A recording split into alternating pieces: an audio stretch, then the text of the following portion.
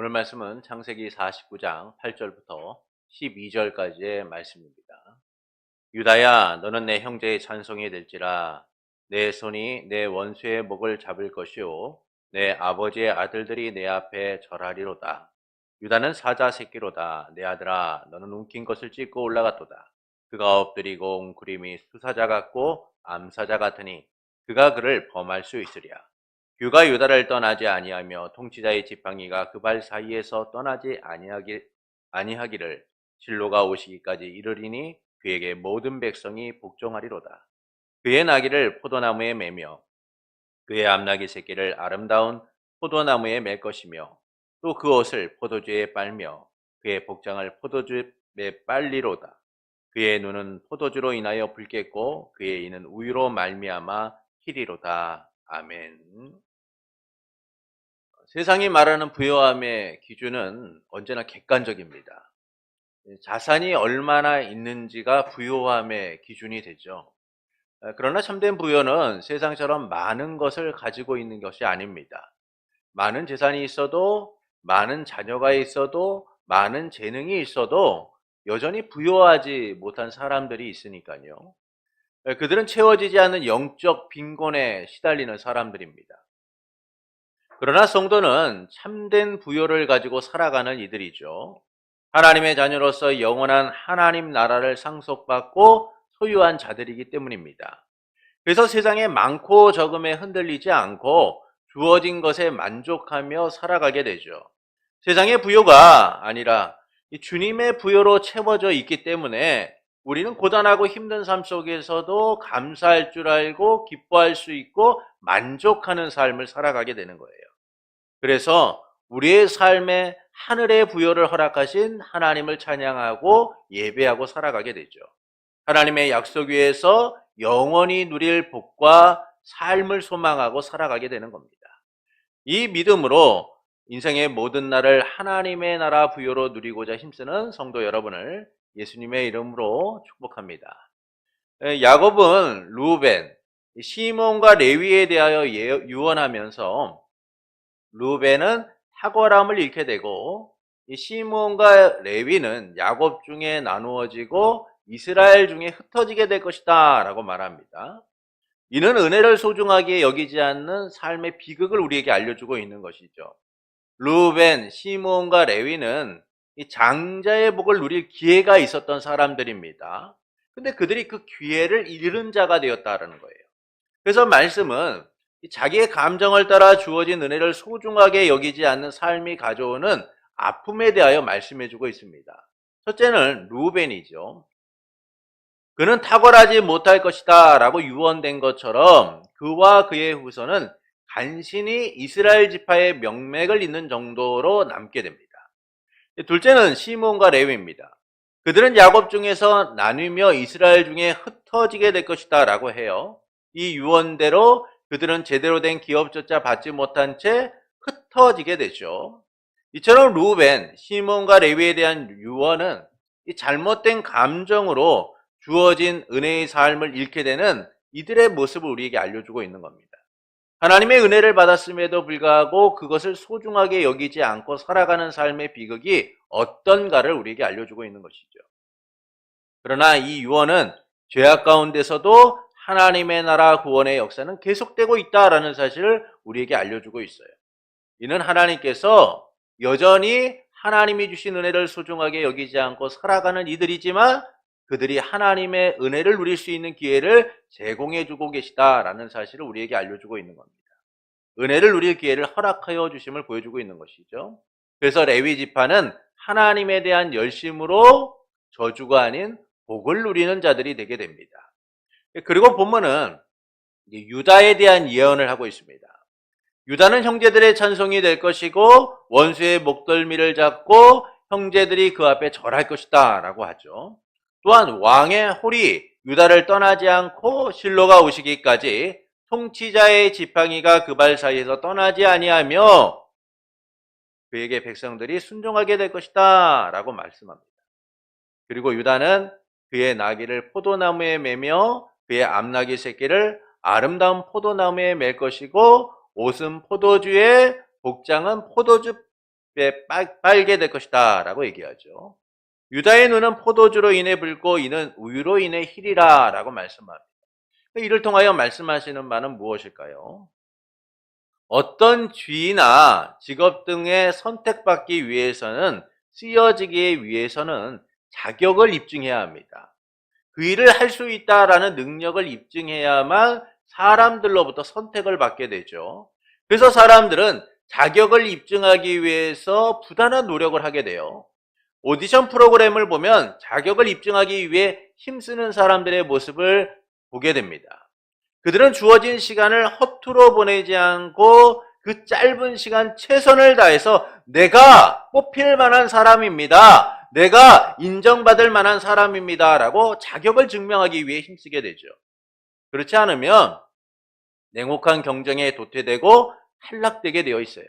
주어진 기회마저 잃게 되게 되죠. 그래서 자격을 입증하기 위해서 최선을 다하게 되는 거예요. 그런데 이런 오디션에 참여한 이들만이 아니라 사실 우리도 세상이라는 이 오디션장에서 치열한 삶의 경쟁을 하고 살아가고 있지 않습니까? 사람들에게 인정받고 사람들에게 나를 증명하고자 얼마나 많은 노력을 합니까? 자신의 경쟁력을 증명하고 자신이 얼마나 능력 있는 사람이지 쓸만한 사람인지 보여주고자 우리는 노력하며 살아가죠. 진학, 취업, 사업 등 모든 면에서 그 일을 할 수 있다는 자격을 증명하고자 애를 쓰고 살아가요. 겉으로 보기에 괜찮아 보이고 뭔가 다른 것처럼 보여도 그가 자격을 입증하지 못하면 외면받게 되어 있어요. 그래서 우리는 인생의 끊임없는 이 오디션장에서 우리의 삶을 증명하고자 애쓰게 됩니다. 나라는 사람이 참 쓸만한 사람입니다. 증명하려고 하죠. 그렇지 않으면 잠시 쓰이다가 그 자리를 잃게 되어 있어요. 그래서 사람들은 모든 일에 자격을 입증받고자 애를 쓰게 됩니다. 이 점에서 유다라는 사람은 자격이 있는 사람이 아니죠. 자격이 증명된 자가 아닙니다. 유다는 루벤, 시몬과 레위에 비해 탁월하지도 뛰어나지도 않아요. 루벤, 시몬과 레위가 감정에 휩쓸려 살아가는 사람들이었다라고 한다면 이 유다는 냉철한 이성으로 자기 이익만을 추구했던 사람이에요. 그는 요셉을 죽이자는 형제들에게 우리가 우리 동생을 죽이는 것이 무슨 유익이 되겠느냐, 이스마엘 상인에게 팔고 우리의 손을 더럽히지 말자라고 얘기합니다. 이처럼 유다는 손해보다는 당장의 이익을 먼저 생각하는 사람이라는 것이죠.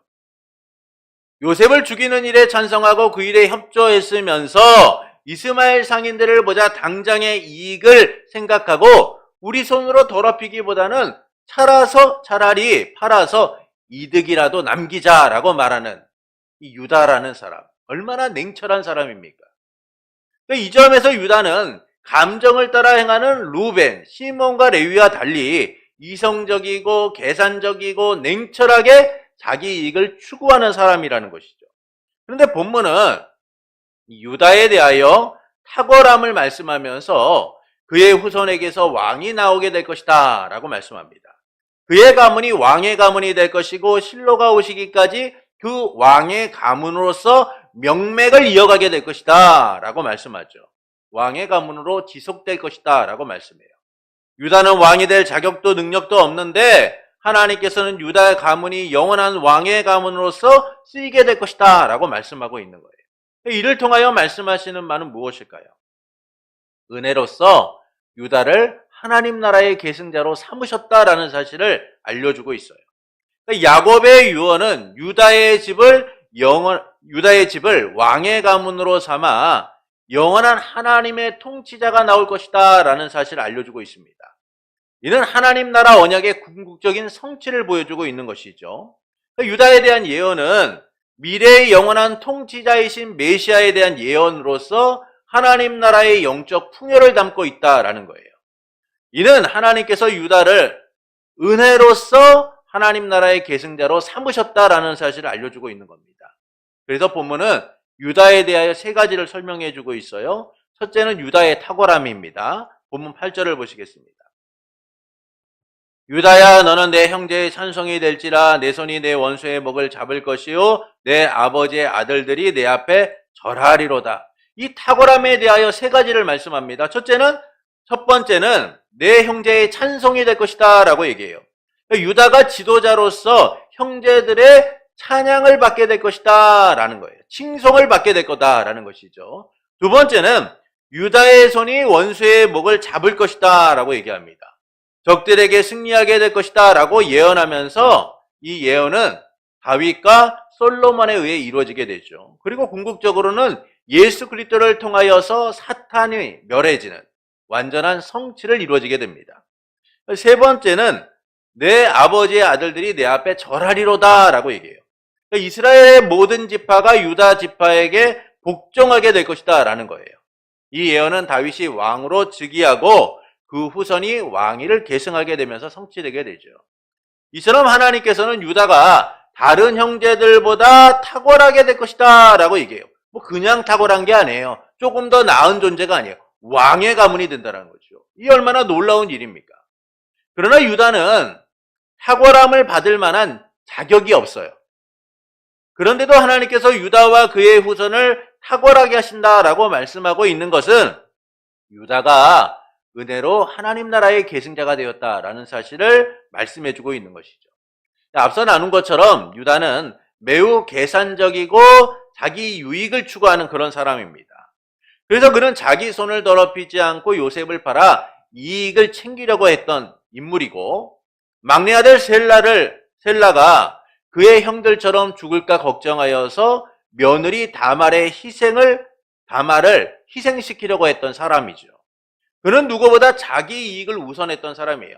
내게 유익이 되는 것이 무엇인가? 지금 내가 얻을 수 있는 것이 무엇인가를 먼저 계산하고 행동했던 사람입니다. 그런데 그가 하나님의 은혜로 자기 유익이 아니라 아버지와 동생 베냐민의 유익을 위해 나서게 되죠. 그는 아버지 야곱과 자기 생명을 걸고 베냐민을 지킬 것을 약속하게 됩니다. 그리고 베냐민이 이집트에 남게 될 상황이 되자 그는 베냐민을 돌려보내줄 것을 간청하면서 자신이 종이 되겠다라고 말해요. 오직 자기만을 위해 살았던 유다가 이타적인 희생을 하고 있는 것이죠. 동생을 위하여, 아버지를 위하여 자기를 희생하고자 하고 있다라는 거예요. 이는 하나님께서 유다를 성장시켜서 하나님 나라의 계승자로 삼으셨기 때문입니다. 여러분, 사람은 잘 변하지 않는다라고 하죠. 그 말처럼 우리는 변하지 않는 많은 사람들을 보며 살아가요. 그런데 하나님께서는 은혜로 유다를 변화시켜서 설득시켜서 하나님이 원하시는 자리로 이끄셨다는 거예요. 그가 하나님 나라의 계승자로서 살아갈 수 있도록 그를 성장시키셨다는 것이죠. 이것이 바로 하나님의 은혜인 겁니다. 하나님은 우리의 인생 속에서도 끊임없이 변하지 않고 살아가는 우리를 설득시키고 성장시켜서 하나님 나라 약속의 계승자로 삼아가시는 거예요. 그래서 우리의 날들 속에서 우리는 하나님의 은혜를 고백하게 되고 하나님이 우리를 성장시키셨음을 발견하게 되는 것이죠. 이처럼 유다의 탁월함은 오직 은혜로 주어지게 되었다는 거예요. 둘째는 유다의 힘과 용기에 대하여 말씀합니다. 본문 9절을 보시겠습니다. 우리 말씀을 함께 읽겠습니다. 유다는 사자 새끼로다. 내 아들아, 너는 움킨 것을 찢고 올라갔도다. 그가 엎드리고 웅크림이 수사자 같고 암사자 같으니 누가 그를 범할 수 있으랴. 유다를 사자 새끼라고 하는 것은 그가 가질 강력한 힘과 용기에 대하여 말씀하고 있는 거예요. 이는 유다의 후손이 승리자가 될 것이다 라는 사실을 의미합니다. 그러니까 누구도 건드릴 수 없는 힘을 갖고 있는 승리자 정복자가 될 것이다 라는 것이죠. 그러니까 이 예언은 다윗에 의하여 성취되고 더 나아가 유다 자손으로 오실 예수님에 의하여 성취되게 됩니다. 셋째는 왕의 가문이 될 것이다 라고 말씀하죠. 본문 10절을 보시겠습니다. 우리 말씀을 함께 읽겠습니다. 그가 유다를 떠나지 아니하며 통치자의 지팡이가 그 발 사이에서 떠나지 아니하기를 실로가 오시기까지 이르니 그에게 모든 백성이 복종하리로다. 이는 유다에게 주어지는 복의 핵심이에요. 그가 하나님 나라의 계승자임을 분명하게 드러내는 말씀입니다. 여기서 규나 통치자의 지팡이는 왕권을 상징하고 있어요. 이 점에서 규나 통치자의 지팡이가 떠나지 않는다는 것은 유다의 자손에게 주어질 왕권이 끊어지지 않고 계승될 것이다 라는 사실을 말씀해 주고 있는 겁니다. 언제까지요? 실로가 오시기까지. 여기서 실로는 새로운 영적 왕권을 시작할 메시아를 말씀해 주고 있는 것이죠.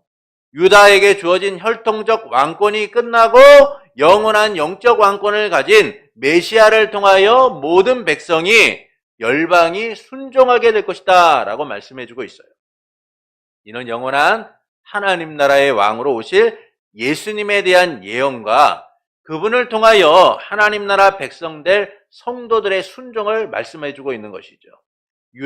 유대인이나 이방인이나 하나님 나라의 왕으로 오실 예수 그리스도 안에서 한 백성이 되는 놀라운 성취를 담고 있다라는 겁니다. 이처럼 유다를 통하여 왕과 왕의 가문이 나오고 결국 하나님 나라의 왕이 오실 것임을 선언하고 있는 거예요. 이 점에서 왕의 가문이 될 것이다 라는 약속은 하나님 나라의 약속이 유다를 통하여 이루어지게 될 것을 분명하게 보여주고 있는 겁니다. 유다가 하나님 나라의 계승자다라는 사실을 선언하고 있는 것이죠. 이런 하나님께서 야곱에게 하신 약속이 유다를 통하여 성취되고 예수 그리스도를 통하여 성취되게 될 것이다 라는 사실을 예언하고 있는 거예요. 요셉이 야곱이 병들었다는 소식을 듣고 두 아들 므낫세와 에브라임을 데리고 야곱에게 갑니다. 야곱은 요셉이 왔다는 말을 듣고 침상에서 일어나 지난날 루스, 베델에서 하나님께서 하신 약속을 생각하며 요셉을 하나님 나라의 계승자로 삼으시죠. 요셉을 실질적인 야곱의 장자로 삼게 됩니다. 창세기 48장 3절부터 4절을 보겠습니다. 창세기 48장 3절부터 4절입니다. 요셉에게 이르되 이전에 가나안 땅 루스에서 전능하신 하나님이 내게 나타나사 복을 주시며 내게 이르시되 내가 너로 생육하고 번성하게 하여 내게서 많은 백성이 나게 하고 내가 이 땅을 내 후손에게 주어 영원한 소유가 되게 하리라 하셨느니라. 이처럼 야곱은 가나안 땅으로 돌아오는 길에 하나님이 루스, 베델에서 하신 약속을 떠올리면서 요셉에게 그것이 이루어질 것을 선언하게 됩니다. 이는 요셉이 야곱의 실질적 장자로 세워질 것을 말씀하는 것이죠. 그 또한 하나님 나라의 계승자임을 선언하고 있는 거예요. 그러나 여기에는 왕들이 내 허리에서 나오리라는 말씀이 빠져 있어요. 하나님께서 베델에서 하신 약속의 일부가 빠져 있습니다. 창세기 35장 9절부터 13절의 말씀을 보시겠습니다. 창세기 35장 9절부터 13절입니다. 말씀이 좀 길기 때문에 교독하겠습니다. 야곱이 바단 아람에서 돌아오매 하나님이 다시 야곱에게 나타나사 그에게 복을 주시고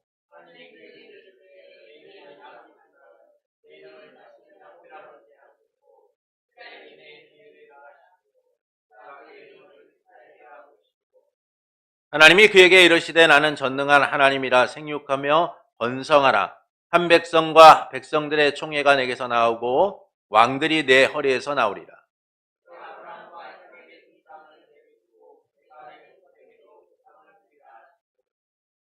같이 읽겠습니다. 하나님이 그와 말씀하시는 곳에서 그를 떠나 올라가시는지라. 이처럼 야곱은 요셉에게 하나님의 나라를 약속하면서 왕들이 나오게 될 것이다 라는 말은 뺍니다. 그리고 본문은 왕들이 나오게 될 것이다 라는 사실을 유다의 예언을 통하여 말씀해 주고 있죠. 이는 요셉이 이스라엘의 실질적인 장자로 세워졌지만 하나님 나라 약속의 계승자는 유다임을 말씀해 주고 있는 거예요. 곧 하나님께서 메시아에 대한 약속, 하나님 나라에 대한 약속을 유다를 통해 이루실 것을 말씀해 주고 있는 거예요. 그러니까 요셉이 이 지파를 대변하는 실질적인 장자로 세워졌다면, 혈통적인 장자로 세워졌다라고 한다면 유다는 하나님의 나라를 대변하는 약속의 계승자로 세워졌다는 거예요. 하나님 나라의 관점에서 유다가 강조되고 있고 또한 이스라엘의 역사 지파적 관점에서는 요셉이 강조되어 말씀하고 있는 거예요. 이를 역대상 5장 1절부터 2절은 잘 보여주고 있습니다. 이스라엘 장자 르우벤의 아들들은 이러하니라. 르우벤은 장자라도 그의 아버지의 침상을 더럽혔으므로 장자의 명분이 이스라엘의 아들 요셉의 자손에게로 돌아가서 족보의 장자의 명문대로 기록되지 못하였느니라. 유다는 형제보다 뛰어나고 주권자가 유다에게서 났으니 장자의 명분은 요셉에게 있느니라. 이처럼 유다는 하나님 나라의 계승자로서 왕권적 측면에서 매우 중요한 인물로 말씀하고 있어요. 반면 요셉은 이스라엘 지파 혈통적인 장자로서 그 명분을 갖고 있다라고 말씀해주고 있는 거예요. 그래서 본문은 유다에 대한 예언을 통하여 하나님 나라의 언약이 가져올 궁극적 성취를 보여주고 있는 것이죠. 유다에게 나타난 이 왕권이 어떤 의미로서 우리에게 나타나고 있는가를 선언해주고 있는 겁니다. 영원한 하나님 나라의 왕이신 예수 그리스도를 통해 주어질 번영과 복을 함께 말씀하고 있는 거예요.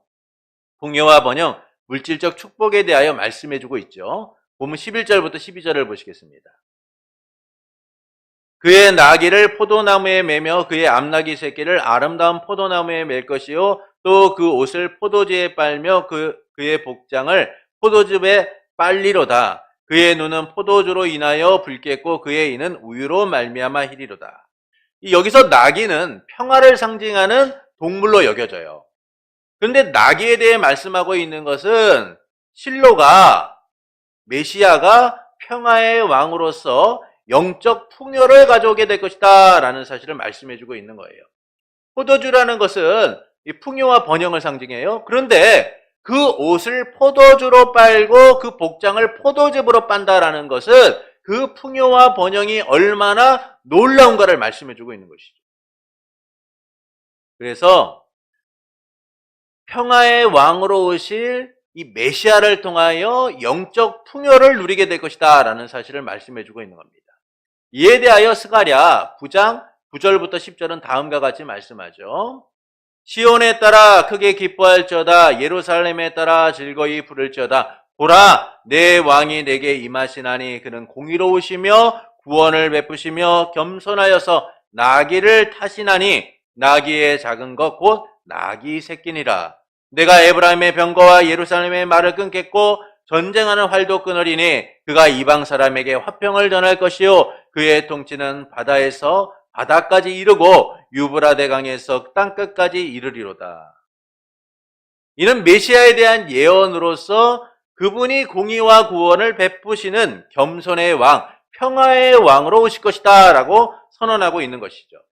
이처럼 유다에 대한 예언은 하나님 나라의 왕으로 오셔서 참된 평화를 주실 메시아 예수 그리스도에 대한 예언을 담고 있고 그 예언이 스가랴서를 통하여 더욱더 확장되어져 가고 있고 예수 그리스도를 오심을 통하여 그것이 성취되었다라는 사실을 우리는 발견하게 되는 것이죠.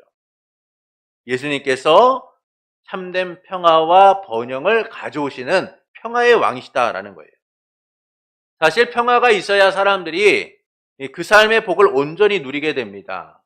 평화가 없는 가정, 평화가 없는 나라, 평화가 없는 사회에서 어떻게 번영과 풍요를 우리가 누릴 수가 있겠어요? 그러나 유다 자손으로 오실 예수님께서는 참된 평화를 통하여 영적 풍요를 우리에게 누리게 하신다라는 거예요. 그리고 이 약속대로 우리 주 예수 그리스도께서는 하나님 나라의 왕, 평화의 왕, 겸손의 왕으로 이 땅에 오셔서 하나님 나라의 약속을 이루셨습니다. 우리를 위해 낮아지시고 높아지심으로 십자가의 죽음과 부활을 통하여 우리를 구속하여서 하나님 나라 백성 자녀가 되게 하셨죠. 하나님의 나라가 우리에게 임하도록 하신 거예요. 이 은혜 아래 우리는 참된 평화를 누리게 되었고 그리스도의 부요로 부유한 자가 된 거예요. 예수 그리스도를 통해 하나님 나라의 영적 풍요를 누리는 자들이 된 겁니다. 평화의 왕으로 오신 예수님, 그분께서 하나님 나라의 평화가 무엇인지를 우리 가운데 보이셨고 부활하신 이후에 제자들에게 평화를 선언하심을 통하여 우리가 이 땅 가운데 누리게 될 삶이 하나님 나라의 평화이며 영적 풍요라는 사실을 알려주셨어요. 그러니까 이를 통하여 하나님께서 우리가 어떻게 살기를 원하실까요? 하나님 나라의 부요를 누리기를 원하시는 겁니다. 예수 그리스도를 통해 우리에게 허락된 하나님의 나라의 부요는요, 세상의 어떤 것과도 비교할 수가 없습니다. 이 세상의 부요는 어떻습니까? 한계가 있어요. 분명한 한계가 있습니다. 그것은 안개와 같이 우리의 삶이 금방 사라지기 때문인 거죠. 100세 시대라고 하지만 여전히 우리는 내일을 확신할 수 없는 삶을 살아가고 있어요. 우리의 오늘이 내일 계속 보장된다라는 것은 우리가 확신할 수 없습니다. 왜냐하면 우리의 내일은 내일 돼봐야 알 수 있기 때문이죠. 그런데도 우리는 내일을 확신하며 세상의 부여로 삶을 채우려고 해요. 세상의 부여로 삶의 평안을 이루고자 합니다. 그러나 세상의 부여는 절대 우리의 삶을 보장하지도 안식을 제공하지 않아요. 그런데 우리는 하나님의 부여를 누리기보다는 영적 부여를 누리기보다는 세상의 부여를 누리고자 합니다. 더 많은 돈을 벌고 더 많은 자산을 쌓아서 인생의 삶의 안전을 추구하며 살고자 하죠. 그것은 우리가 이 물질 만능주의 속에 살아가고 있기 때문인 겁니다. 세상에서 물질이면 다 된다라는 이 말에 현혹되어 살아가고 있기 때문이죠. 그들의 말처럼 세상의 부요, 돈은 많은 부분에서 우리의 삶에 안전하게 하고 많은 것을 누리게 하는 것은 맞습니다. 사실 돈이 있어야 잘 먹고 잘 살 수 있잖아요. 그러나 그 물질이 우리의 삶을 책임지고 풍요를 누리게 하느냐? 그렇지 않다라는 겁니다. 사람들이 세상의 부여를 전부로 여기며 그것을 이루기 위해 살아가고 있지만 정작 그것이 우리의 삶을 보장하고 참된 평화를 주는 것이 아니라는 거예요. 잠깐의 위안과 평안을 줄 수 있을지 모릅니다. 그러나 금세 우리는 물질을 채워야 한다는 강박관념에 살아가게 되고 더 많은 물질이 필요하다는 생각을 가지고 살아가게 되죠. 채워지지 않는 우리의 삶을 채우기 위하여 끊임없이 갈급함 속에서 살아갈 수밖에 없는 거예요. 있음에도 더 쌓고자 더 많이 가지고자 몸부림치며 영적 빈곤 가운데 살아가게 되죠. 이처럼 세상의 부여라는 것은 우리의 삶을 보장하지 않습니다. 단지 우리가 그렇게 믿고 살아갈 뿐이죠. 그래서 세상의 부귀와 명성을 누린 많은 사람들이 이룬 것을 제대로 누리지 못한 채 세상을 떠나기도 해요. 영원할 것 같았던 그들의 삶이 안개처럼 사라져버리는 것을 봅니다.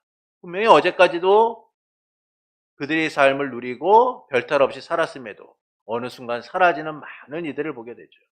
이것이 바로 세상의 부여로 채워지는 우리의 삶의 한계인 거예요. 어느 것 하나 가지지 못하고 살아가는 삶, 빈몸으로 왔다 빈몸으로 가는 삶, 그것이 바로 우리의 인생인 겁니다. 그러나 하나님의 부여는 한계가 없습니다. 그 부여는 하나님의 약속 안에서 주어진 것이기 때문에 주 예수 그리스도를 통해 주어진 것이기 때문에 영원하다라는 것이죠. 우리는 하나님 나라의 왕으로 오신 예수님을 통하여서 하나님의 나라를 누리게 되었으며 하나님의 나라의 부여로 살아가게 되었어요. 그래서 세상에 많고 적음이 아니라 주신 것에 감사하게 되고 내게 주신 은혜에 감사하며 살아가게 된 거예요. 어떤 환경과 여건 속에서도 낙심하지 않고 담대하게 살아갈 힘을 얻게 된 겁니다. 이 때문에 우리는 하나님 나라의 부여와 안식을 누리며 살아가게 되는 것이죠. 우리의 날이 고단하고 힘들어도 낙심하지 않고 소망 속에서 영원한 하나님 나라의 극지와 완성을 바라보는 사람들이 되었기 때문이에요. 우리의 삶에 역사하시는 삼위일체 하나님으로 인하여 하나님 나라의 평안과 안식, 화평을 누리며 살게 되었어요. 그래서 세상처럼 시기와 질투, 다투는 것이 아니라 욕심으로 더 많은 것을 얻고자 몸부림치는 것이 아니라 주어진 것에 감사하고 그것을 소중하게 여기며 살아가게 되는 것이죠. 사도 바울의 고백처럼 내게 능력 주시는 자 안에서 모든 것을 할 수 있는 삶을 살아가는 겁니다.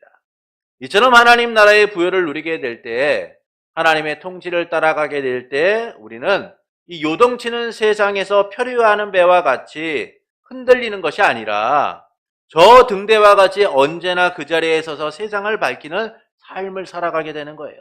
변함없이 그 자리에 서서 세상에 소금이 되고 빛이 되는 삶을 살아가게 되는 겁니다. 왜냐하면 우리가 하나님 나라의 부여로 살아가는 이들이기 때문이죠. 그래서 우리에게 많고 적음의 문제는 문제가 되지 않아요. 우리가 갖고 있는 것이 무엇이든 우리가 잃은 것이 무엇이든 그것들이 중요하게 여겨지지 않는 겁니다. 우리는 예수 그리스도의 부여로 살아가는 이들이고 하나님의 함께하심을 누리며 살아가고 있기 때문이죠. 그것이 바로 우리의 능력이고 은혜이고 감사인 거예요. 그래서 우리는 이 삶 속에서 참된 안식을 누리며 살아가게 되는 겁니다. 그래서 우리는 세상의 부여로 안전을 도모하기보다는 하나님 나라의 부여를 누리는 사람들이 되어야 하는 겁니다. 하나님 나라 백성으로서 하나님이 주시는 평안과 안식, 삶에 채워주시는 모든 것들을 온전히 누리기 위하여 힘써야 되는 것이죠. 이를 위하여 세상의 부활을 땅에 쌓아가는 인생이 되어서는 안 됩니다. 예수님의 말씀처럼 하늘에 쌓아 영원히 누리는 삶이 되어야 하는 거예요. 썩지도 좀먹지도 않기 위하여 우리의 보물을 하늘에 쌓을 수 있어야 된다라는 거예요.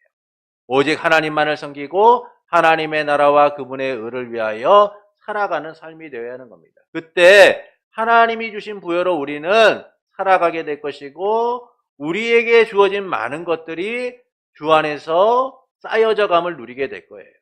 하나님 나라의 부여를 통해 세상을 이기고 세상에 흔들리지 않는 삶을 살아가게 되는 겁니다. 하나님 나라의 부여를 하나님께서는 우리에게 허락하셨고 그 삶을 누리게 하셨으니까요. 그래서 우리는 이 하나님 나라의 왕으로 오신 예수님을 통하여 주어진 이 영적 풍요를 누리기 위하여 힘써야 하는 겁니다. 하나님의 나라를 위하여 하나님의 영광을 위해 하나님의 몸된 교회를 위해 살아감으로 주님이 주시는 영원한 하나님의 나라의 부여를 누릴 수 있어야 돼요. 그때 하나님께서 우리의 삶에 필요를 채워주시는 겁니다. 무엇을 먹을까, 무엇을 마실까, 무엇을 입을까의 문제로 고민하는 삶이 아니라 하나님이 채워주시는 부여를 통하여 우리의 삶의 원동력, 힘을 얻고 살아가게 되는 것이죠. 그러므로 세상의 부여를 따라 살기보다는 하나님 나라의 부여를 누리기를 원하는 성도가 되는 것은 어떨까요?